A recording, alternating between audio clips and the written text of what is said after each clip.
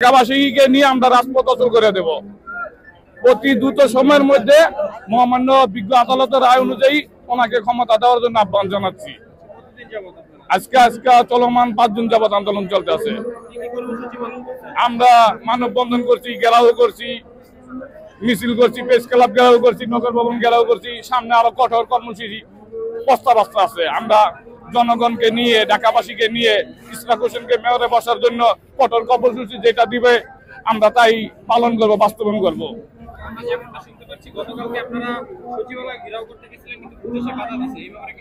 Police তো ওনাদের দোষার, police ওনাদের গান গাচ্ছে। পুলিশও অবৈধ। বর্তমানে 80% পুলিশ আওয়ামী লীগের পক্ষে কাজ করছে, আর যদিও 20% আছে এটি অবৈধ। যে সমন্বয়ক আছে, সমন্বয়কের পক্ষে কাজ করছে। জনগণের পক্ষে পুলিশে কোনো কাজ করে না, কেউ অবৈধভাবে চালাচ্ছে। প্রশাসক ওনারাও অবৈধভাবে পুলিশের হয়ে কাজ করছে। জনগণের কোনো কাজে লাগতেছে না। এই আসিফ মাহমুদ যা কাজ করতেছে জনগণের কোনো কাজে আসতেছে না। জনগণের কাজের জন্য অতি দ্রুত সময়ের মধ্যে ঢাকা দক্ষিণ সিটি কর্পোরেশনের মেয়রকে দায়িত্ব দেওয়ার জন্য আহ্বান জানাচ্ছি।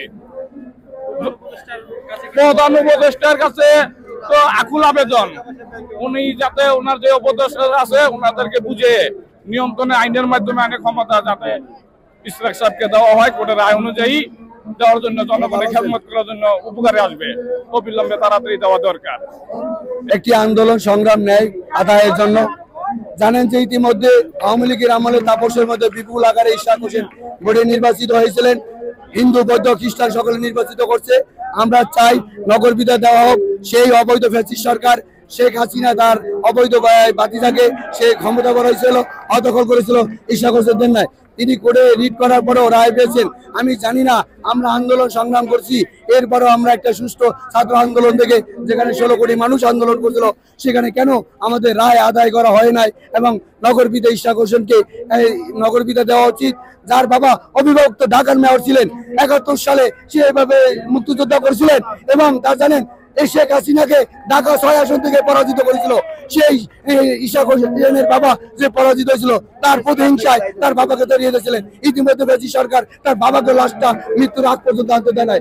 আমরা চাই দাবি এই ইশরাক হোসেন নগরপিতা ভালো নেতা কর্মী। আর ঢাকা শহরে যে অনুন্নত যেই কাজটি এখনো দেখা যায় না, মশামাছি এবং রাস্তাঘাট বেহাল। ইতিমধ্যে একটি কথা বলি, ইশরাক হোসেন একদিন রাত 2টার সময় 44 নম্বর ওয়ার্ডে একজন কর্মী নেতাকে বলছিল যে আমার ওয়ার্ড, আমার মহানগরী কেমন চলতেছে তোমরা দেখো। এই যে আমি যদি নগরপিতা না হতে পারি, আমি একজন জনপ্রতিনিধি এবং জনগণের নেতা হিসেবে কথা বলতে চাই। তিনি একটি আন্তর্জাতিক বিষয়ের সদস্য এবং ঢাকা মহানগরীর কার্যনির্বাহী সদস্য। আগামী দিনে হয়তো মন্ত্রী বা এই দেশে মেয়র হবেন এবং আমরা সেই দাবি জানছি। আর যদি এই দাবি না হয় আমরা কঠিন থেকে কঠিন আন্দোলন সংগ্রাম করে দেবো। আমরা মাঠে নামছি, থাকবো।